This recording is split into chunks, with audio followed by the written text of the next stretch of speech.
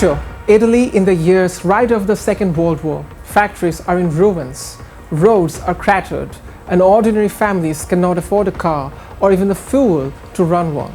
Out of the scarcity came one of the most quietly influential inventions of the 20th century. The story begins with Piaggio, a company that had spent decades building locomotives, railway carriages, and aircraft. With Italy's aviation industry banned after the war, Piaggio's leadership had to reinvent the company almost overnight. Enrico Piaggio, son of the firm's founder, decided the country needed something simpler than a car. A light, cheap, easy-to-repair vehicle that could move people and goods through narrow, broken streets. The first attempt, in 1944, was a small enclosed motorcycle nicknamed Paperino, Italian for Donald Duck. Piaggio hated it, so he brought in an aeronautical engineer named Corradino di Ascanio, a man who had already designed early helicopters, and asked him to start over.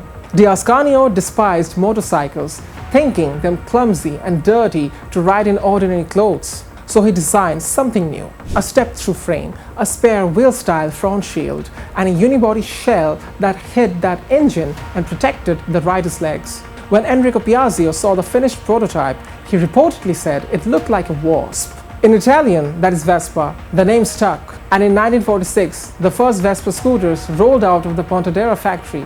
The Vespa was built for people, but Di Ascanio and his team quickly saw another opportunity. Italy's small businesses, farmers, and delivery workers needed something that could carry cargo, not just a rider. So in 1948, Piaggio unveiled a three-wheeled cousin of the Vespa. The same engine, the same mechanical simplicity, but now with two rear wheels and a flat cargo bed-bolted on behind the driver's seat.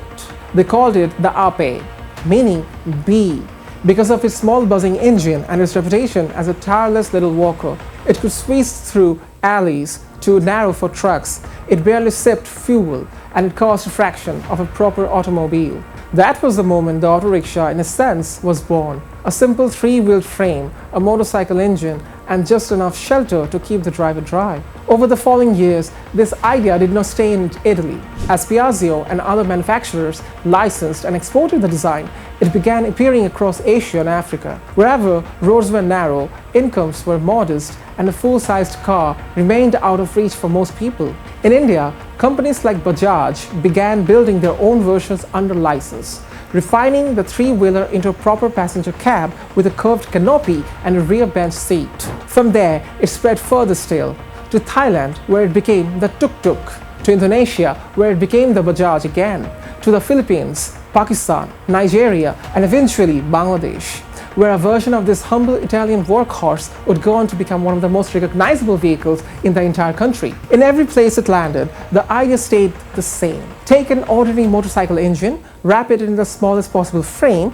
and add a passenger cabin, and you have cheap, flexible transport that a city can absorb by the hundreds of thousands. What began as post-war Italy's answer to poverty became, within a generation, the backbone of urban transport for a huge share of the world's population. Bangladesh's relationship with the rickshaw actually predates the engine altogether. The hand-pulled rickshaw first arrived in the port city of Chittagong around 1919, having traveled overland from Myanmar, and the pedal-powered cycle rickshaw followed a couple of decades later, brought to the Dhaka region by Jew traders in the 1930s and 40s.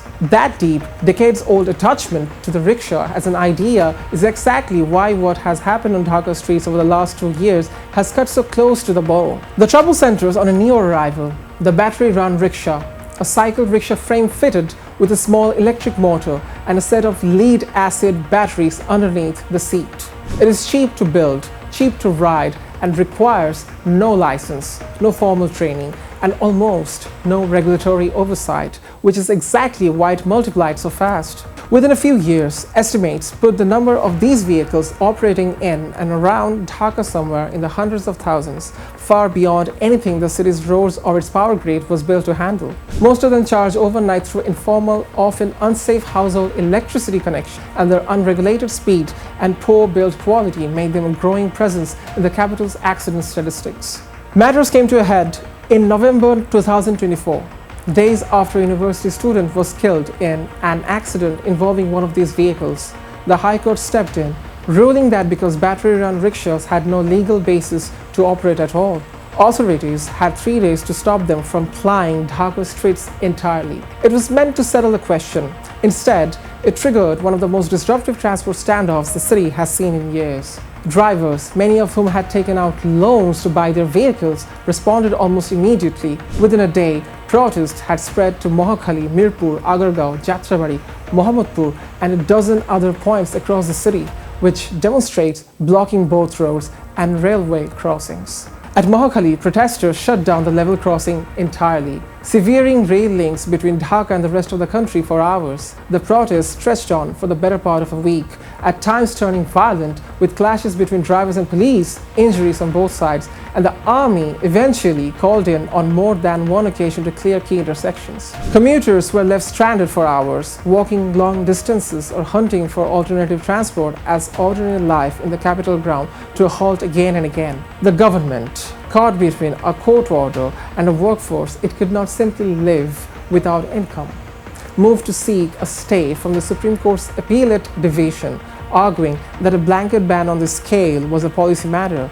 not something the courts could dictate outright. But no clean resolution followed. Instead, the standoff dragged on in a kind of uneasy limbo through 2025. City authorities in Gulshan and Bonani tried a narrower approach, banning both battery and pedal rickshaws from those neighborhoods' main roads, which led to fresh clashes in April 2025 when residents and drivers confronted each other, and the army again had to step in to clear the streets. Sporadic blockades kept recurring well into 2026, including a 2-hour shutdown of a main road in Badda in January, this time over a suspended manufacturer's license and a disputed new rickshaw design drawn up by engineers at the Bangladesh University of Engineering and Technology. As of this year, the government has still not settled the matter through a ban.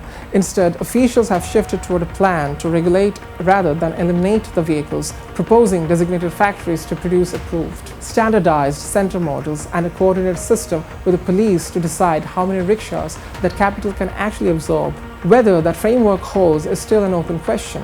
What is clear is that the battery rickshaw sits at the center of genuine dilemma for Dhaka, a vehicle that gives hundreds of thousands of low-income drivers a livelihood and millions of residents an affordable way to get around, but one that grew up entirely outside the law on a road network already stretched far past its limits. So the same three-wheeled idea that once helped a broken post-war Italy get back on its feet has, in Dhaka, become something far more contested, a lifeline for its poorest workers, a genuine safety concern for its commuters, and a recurring flashpoint that can bring one of the world's most crowded cities to a complete standstill, sometimes for days at a time.